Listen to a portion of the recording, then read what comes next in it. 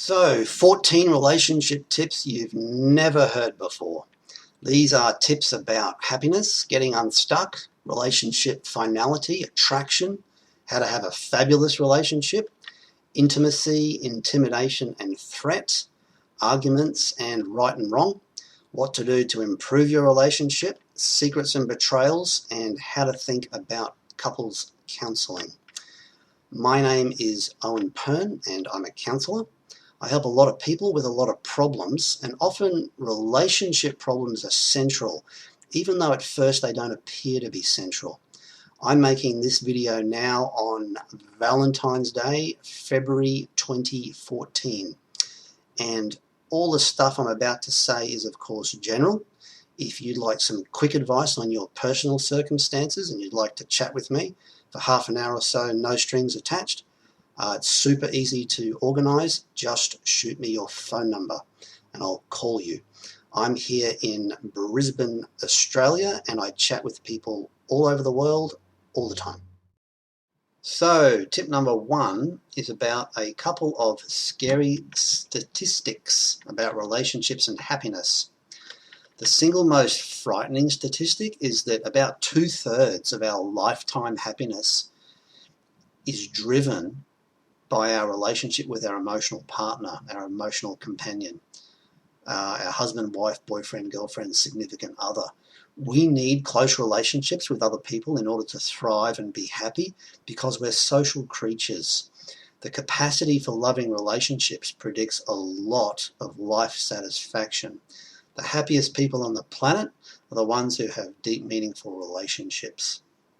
So the two categories of relationship unhappiness are either you're miserable and lonely because you're not in a relationship and you want to be, or you're miserable and lonely because you are in a relationship and it sucks. Now, the second frightening statistic is that being lonely will cause you to die sooner, irrespective of whether or not you're in a relationship. If you're lonely, your mortality rate is 1.5 times greater than someone who isn't lonely. This is because connectedness has many emotional benefits, and when we feel psychologically safe and supported in a relationship, we spend less time thinking about survival tasks and more time exploring the world.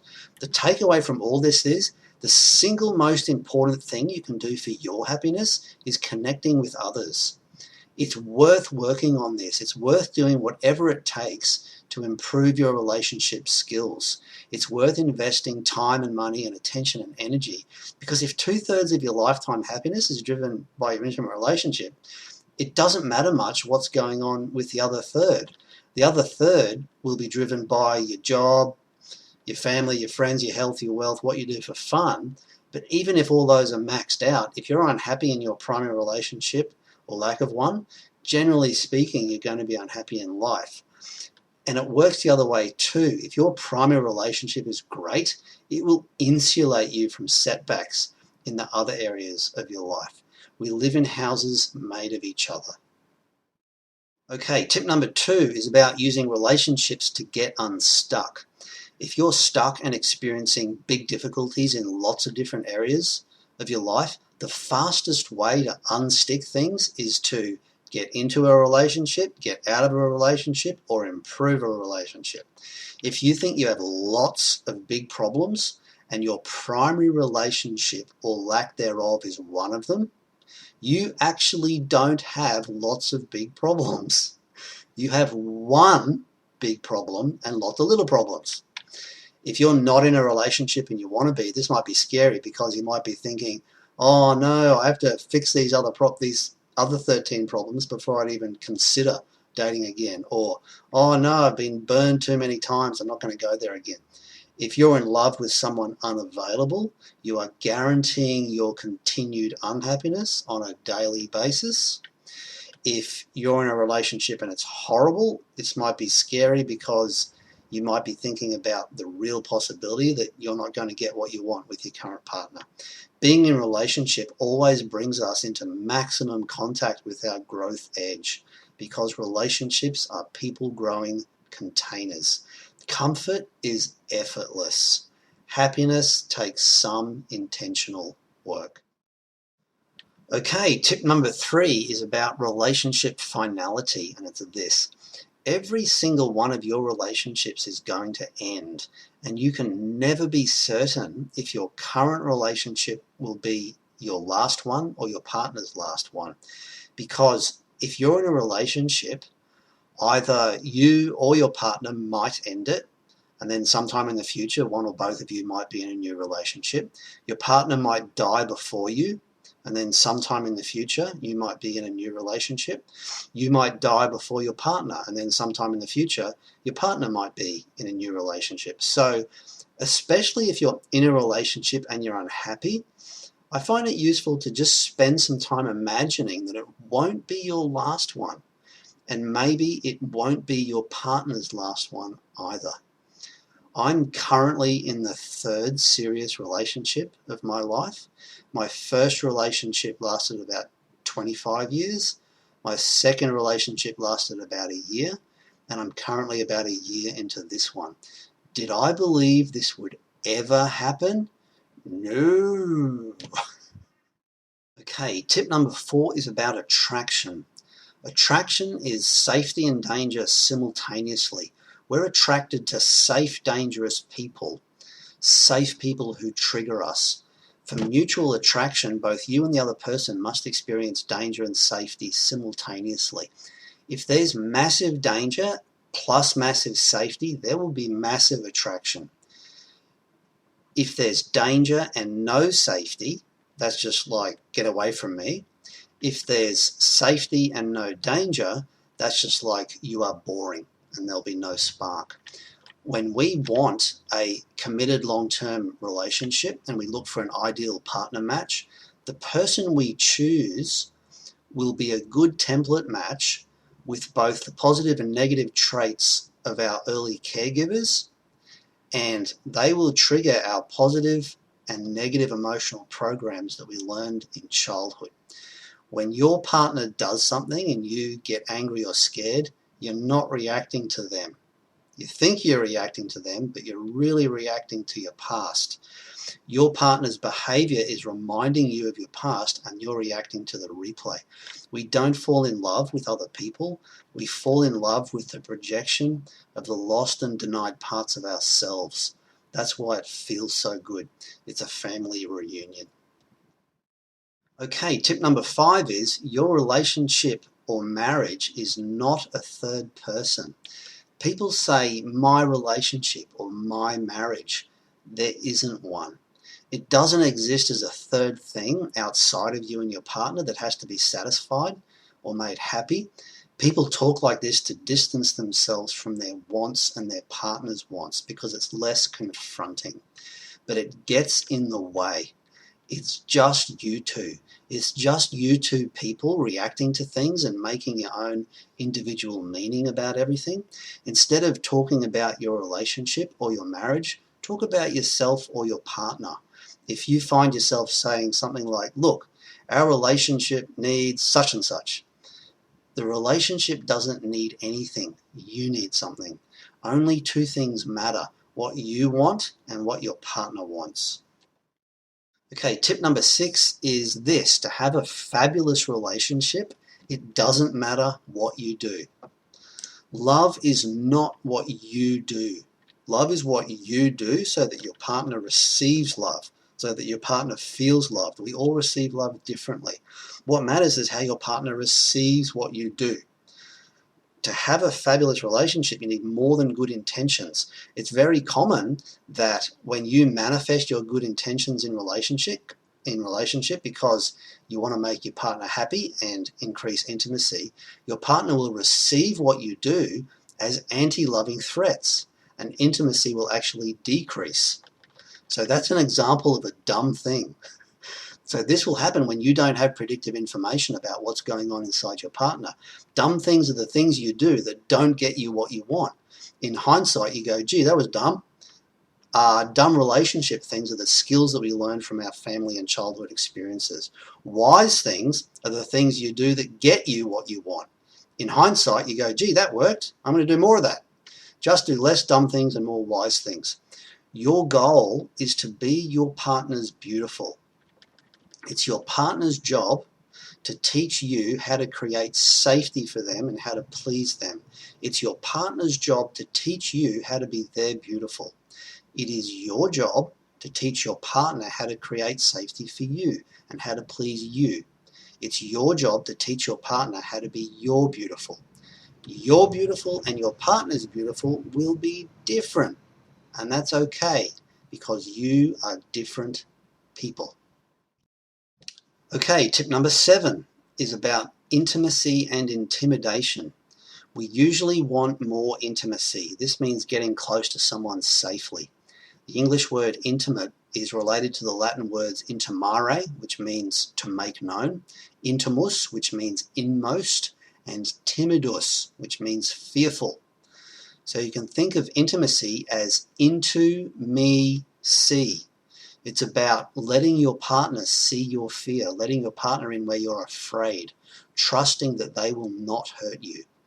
If you trigger a threat response in your partner, you've scared them.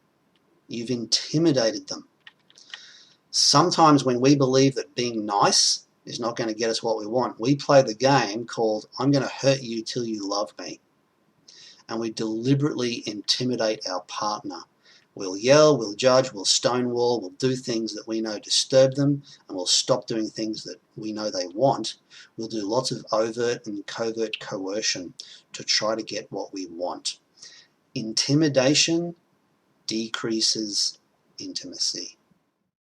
Okay, tip number 8 is to reduce threat continuously. If you want to be loved, you have to make it safe for someone to love you. If you want to be wanted, you have to make it safe for someone to want you. If you want to be respected, you have to make it safe for someone to respect you. What your partner really wants is for you to make it safer for them to get closer to you. Your partner probably does not need more ideas from you on how they should live their life. Be less of an idea fairy and more of a safety fairy. We experience the lowest lows and highest highs in relationships. The pain of a breakup feels very horrible, and unbounded love feels very wonderful. The times in our lives when we're the most triggered are usually in relationship with our emotional partner. The intimate love experience is a toward experience. It's a getting closer experience. The threat experience is an away experience.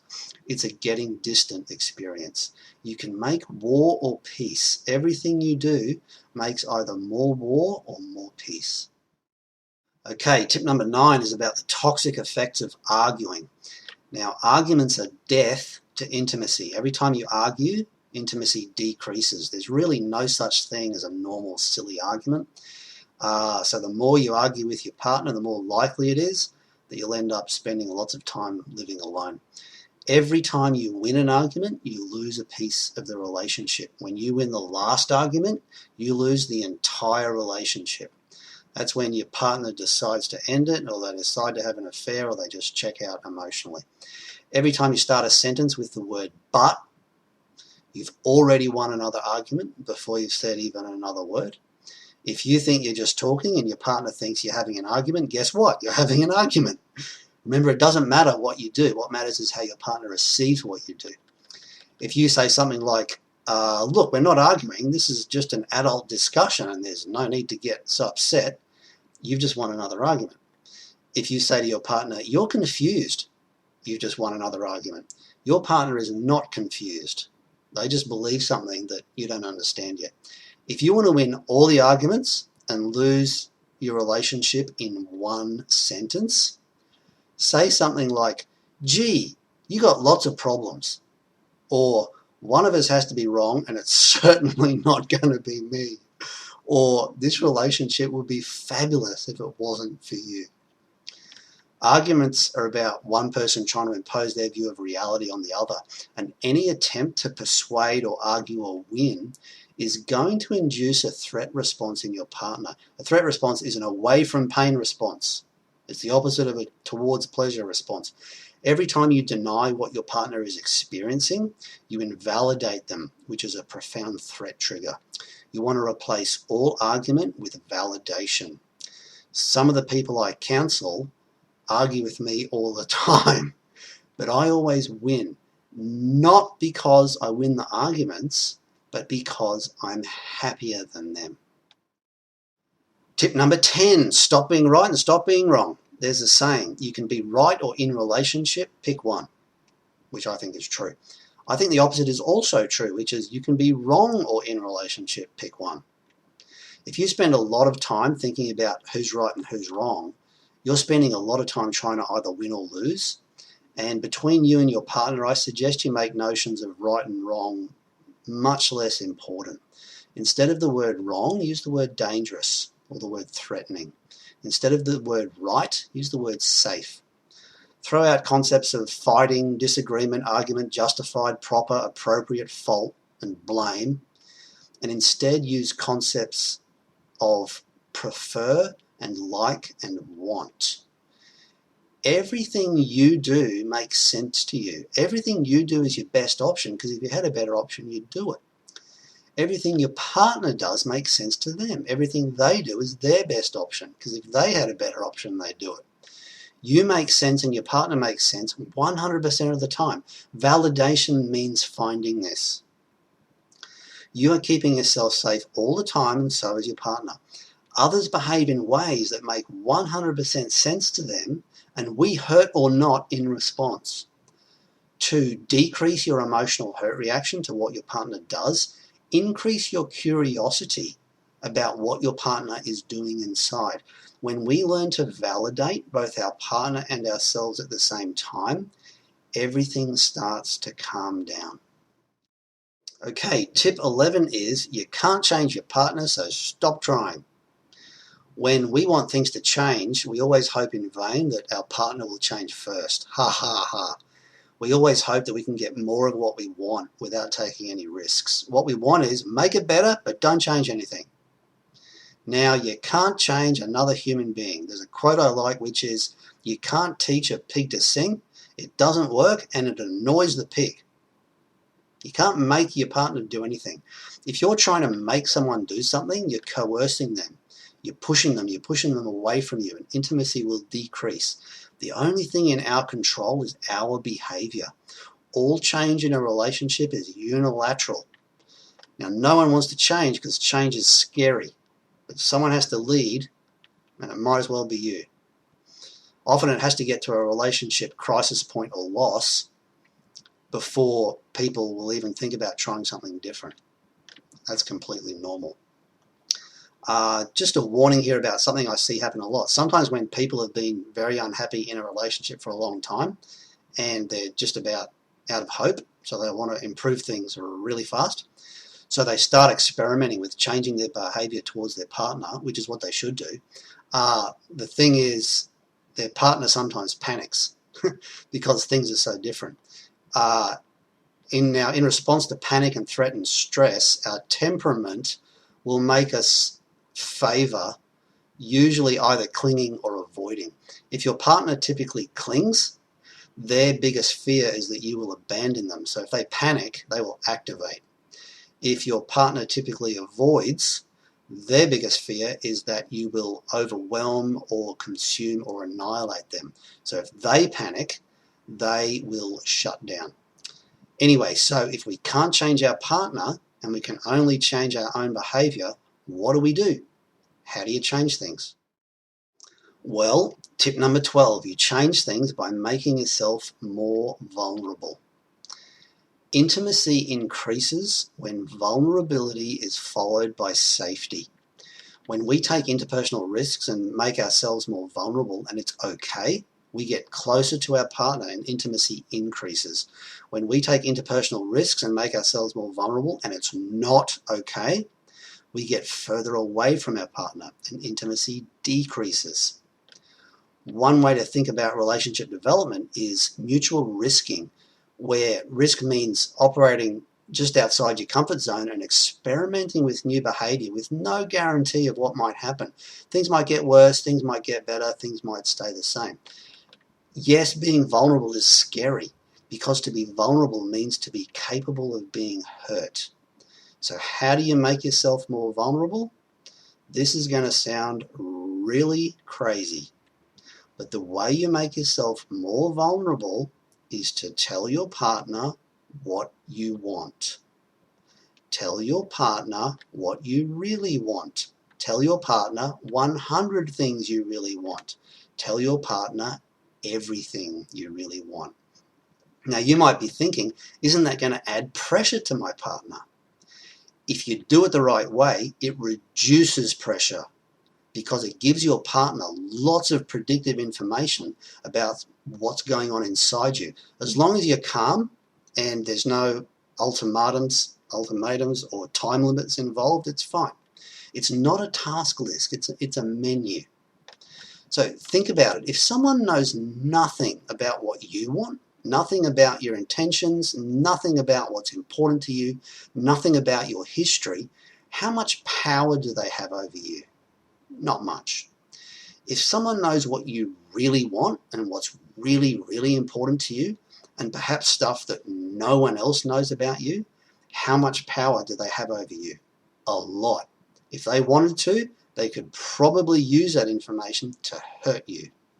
So, you're going to risk revealing to your partner your heart's desires. Pretend you're a kid again. When we're kids, we ask for stuff all the time. I want dinner, I want a toy, I want to do this, I want to do that. Kids are wanting machines. And one reason kids are vulnerable is because we know exactly what they want. So you want to use phrases like I want, I would like, I desire, I'm attracted to. In the future I would like, I crave, I hunger for. And you want to give behavior primacy over feelings.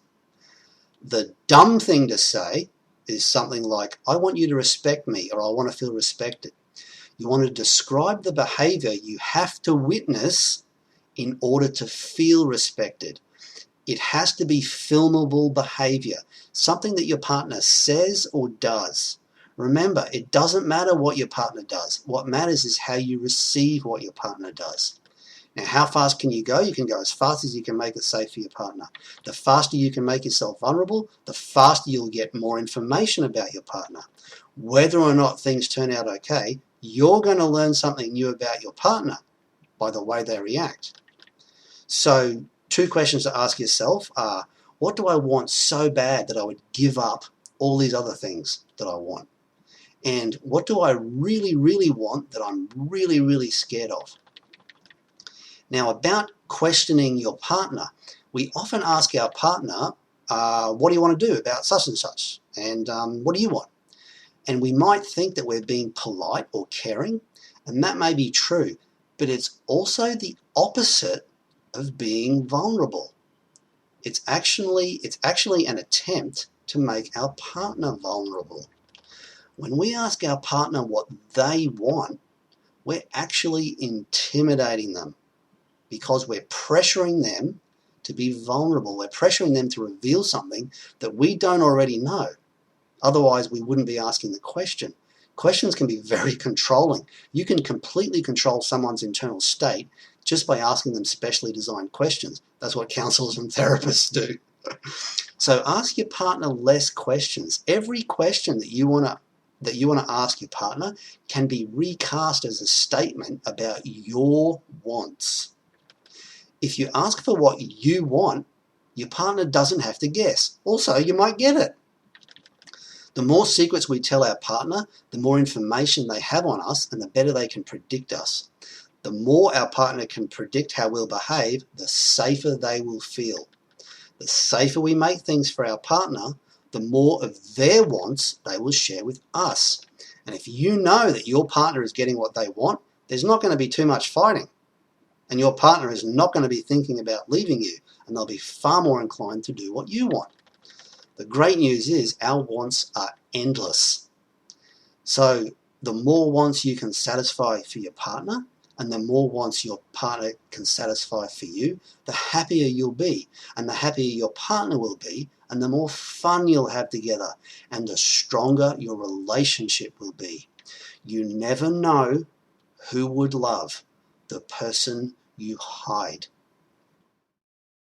Tip number 13, how to think about surprises, secrets, and betrayals. If your partner is behaving strangely, it means you don't know what is currently motivating them. People keep secrets when it's not safe to tell the truth. One way of cheating on your partner without actually doing anything is to knowingly allow them to believe something that isn't true. People have affairs when they come to believe that their emotional needs are not going to be met by their partner. Betrayals don't hurt until you know. And they hurt so much because they steal our story of what we believed to be true. They change our history without our permission. Okay, tip number 14. This is the last tip. How to think about couples counselling or relationship counselling or marriage counselling, whatever you want to call it. Now, I know exactly what it's like being on the receiving end of couples counselling because I have personally paid close to $10,000 trying to solve relationship problems in my life, which sounds like a lot, but it's a bargain compared to the ultimate cost of a divorce. I went through 4 or 5 different marriage counsellors, and actually finding a relationship counsellor, or any counsellor really, is a lot like dating. You just keep trying until you find someone who's effective, who you're comfortable with. So I have an opinion on what works and what doesn't, and where the shortcuts are. In a troubled relationship, problems escalate because one or both people involved have exhausted their resources and run out of skills. Lots of people don't want their relationship to end, but they also don't know how to keep it together. And often what eventually happens is the person in the most pain seeks out relationship counselling. If it actually gets to the stage where you both attend even one couples counselling session, it means either you or your partner wants to change everything by yesterday. So things won't stay the same in a tense relationship because both people have already been coping with it for a long time and they're sick of it. So this means that going into couples counselling, things will either improve or you'll split. So the stakes are really high, which is very threat-making, which doesn't help at all. And then, just getting to the appointments, you have to take off work early, you have to make sure someone's minding the kids, you have to coordinate each other's schedules, and the whole thing can become more of a hassle than an asset. I think a much greater emphasis should be on each person going by themselves. I actually think it's more useful to talk to someone by yourself than with your partner present. It doesn't even matter if your partner won't go, you can go. By the way, if your partner won't go, your relationship is in big trouble. I counsel folks over the phone and over online video, which is great because it means you don't have to go anywhere and you're in a comfortable environment. It's much easier than having a shower and getting dressed and working out when you have to leave and driving somewhere and parking and sitting in a waiting room for some indeterminate amount of time. Anyway, so I think the goal of relationship counselling should be to teach you which of your behaviours to change first so that things start improving the fastest. There's a great lyric in Block Party's Pioneers, which is, "We promised the world we'd tame it. What were we hoping for?" I guess the message is, don't expect the world to conform to your wishes just by virtue of them being your wishes. Believe me, if the world conformed to my wishes, there'd be some big changes around here. So while I'm not licensed in anything apart from life, I do claim to know a lot of shortcuts to happiness because I've done all the stuff that doesn't work. The long road has become the short road. So if you'd like a quick chat with me over the phone, just shoot me your phone number. Anyway, I hope you enjoyed all this as much as I enjoyed making it for you, and I'll leave you with Rumi, who said, "You have no idea how hard I've looked for a gift to bring you. Nothing seemed right. What's the point of bringing gold to the gold mine or water to the ocean? Everything I came up with was like taking spices to the Orient. It's no good giving my heart and my soul because you already have these. So I've brought you a mirror. Look at yourself and remember me."